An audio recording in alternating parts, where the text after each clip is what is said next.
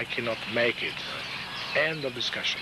So I understand that some topics will never, but I hope that this topic will be very soon aired in the future and they will do something about that. Well, it's happening now. As I mentioned earlier, we've had more press, good, solid press, interested in what we're talking about in the last 5 months than we've had in the last 8 years. And we are, in fact, winning. I think it's the people's demand for answers that's causing the medias to start coming around, because people have gone totally to alternative medias, the radio and shortwave, and what they call underground newspapers and things like that, which are, in essence, patriot newspapers. But there's so many people, the majority of the people are turning to the alternative medias to the point where the mainstream media is going to have to just get with it now or lose out entirely. I mean, it's just time for it to turn around. The demand of the people has risen to that proportion in this country. Exactly. So you're planning also, I was told that, what you can tell me about this global education order? What is this all about? And how you understand it? We didn't have, or we're not aware of that in Europe for time being. Makes me wonder if it's under a different name. There's a lot of different names that's used in this country, in Canada and Mexico that I'm aware of. The Global Education 2000, Goals 2000. In this country, it's referred to as America 2000, outcome-based education. So there's a lot of different names. But in essence, it's a form of teaching that is a method of teaching through computers and headphones that affects the subconscious more directly. The same stuff we were working on in the 60s and 70s for NASA, so that astronauts could remember everything that they saw while in space. Some of those same principles are being applied in our schools using simple computers. Back in those days, though, they didn't have simple computers. They were quite elaborate. It would fill a room with equipment now you can have on your lap. So what is the philosophy behind, also on the control of the masses, or what is global education? What it is absolute control of the masses, and supposedly a control on the gross national product. The productivity of these children when they emerge as adults and are going to be in a work environment. It's a very easy way to put them into certain classifications very quickly, very simply, and everybody does the same job that they're assigned supposedly much more efficiently. There seems to be a tremendous amount of questions of whether or not that could actually happen. In some areas, I can assure you that efficiency does go up, but creativity goes down. And our species, our human species, has evolved because of its ability to become creative. Once our creativity is stifled, then we will be plunged into a dark ages that would, I suppose, rival anything in history. So we're on the threshold for that now, Bruce. When I was forced to work under Secretary of Education Bill Bennett during the Reagan administration, I was forced to deliver a message to the state governors at a convention that was being held. And this particular message included the idea that they could control the future by controlling the children, and that by controlling the information that the children learned, and in other words, adjusting history to fit their own agenda, that they could actually be affecting the future. And in essence, I suppose that that's true, that children are our future. But how you explain the phenomena, how many people that you believe and how many programs of mind control are existing now, and how many people that you know that were together with you? You was also mentioning School of Charm, something like that. Yes, there's the Charm School where the sex slaves in particular were taken through, and there were a half dozen to a dozen girls going through at a time for a 3-day course. And there were so many mind-controlled slaves in my own controlled environment, that I genuinely believed that the whole world was involved in mind control. I thought that's the way the world was. There were that many. I don't know the exact numbers. Where was that school located, and how many people were attending? Can they call it course? Youngstown, Ohio, and it was... It was a military base, or no? No, actually it was part of the university area, and it was an old museum-type house that was used by a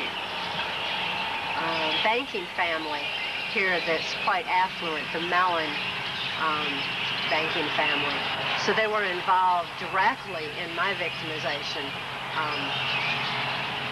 The so-called governor of charm school was, and that was Seward Prosser Mellon, that I'm aware of. But there were quite a few girls that were run through there, and I went through there on the average of once a year for reprogramming or additional. What kind of program was there? What it taught you there? To fulfill different perversions.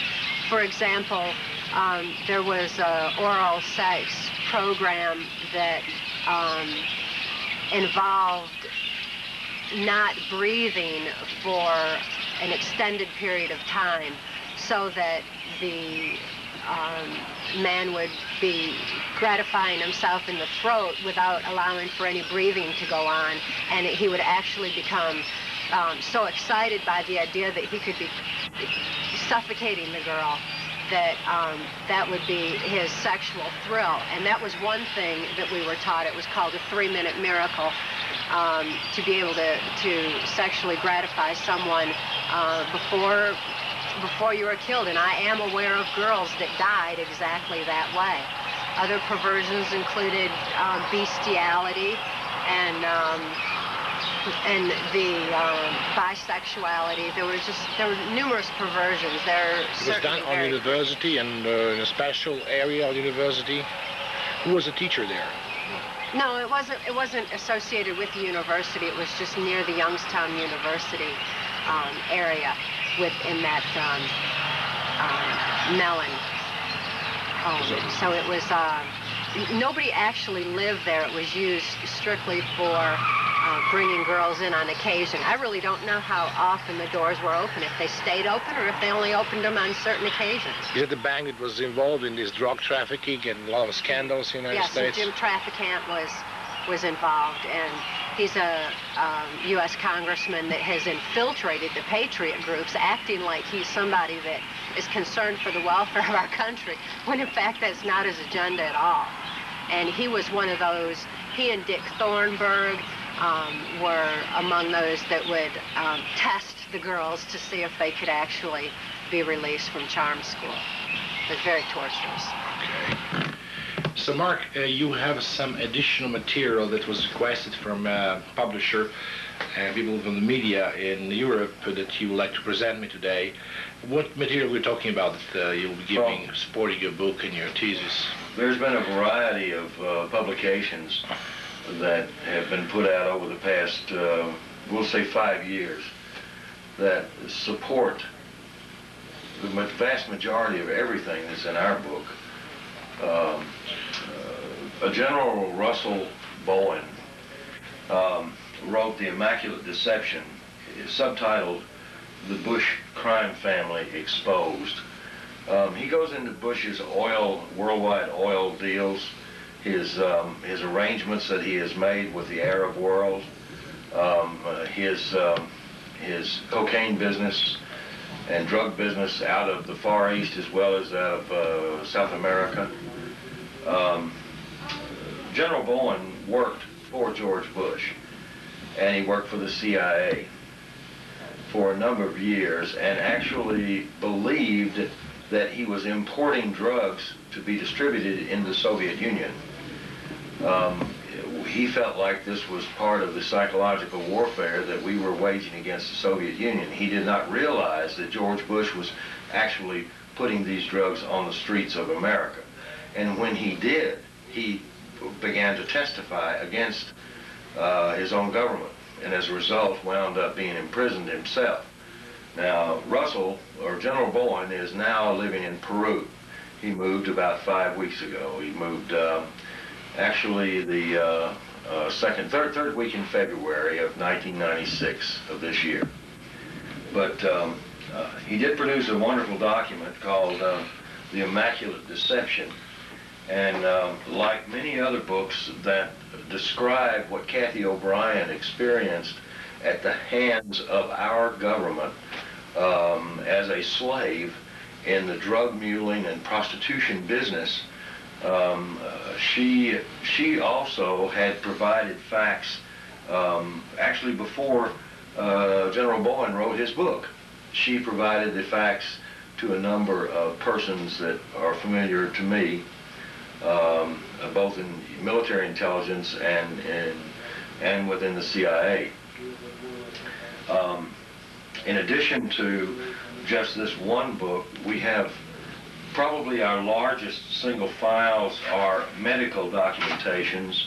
There are literally thousands of pages of medical documentation where the psychologists and psychiatrists that have examined Kathy O'Brien and her daughter have all confirmed what we know are the findings. In addition to that, Canadian intelligence, of whom I am acquainted with some of the members, have provided more information with regards to some of the perpetrators that Kathy O'Brien mentions, such as Michael Aquino, who is head of the, or was formerly a United States Army colonel in charge of psychological warfare here in the United States. He's a very famous figure. He considered as a Nazi person who formed yes, a ritual. As a matter of fact, he embraces the whole philosophy of Nazism, and he was, a few years ago, in 1987, there was a search warrant issued as a result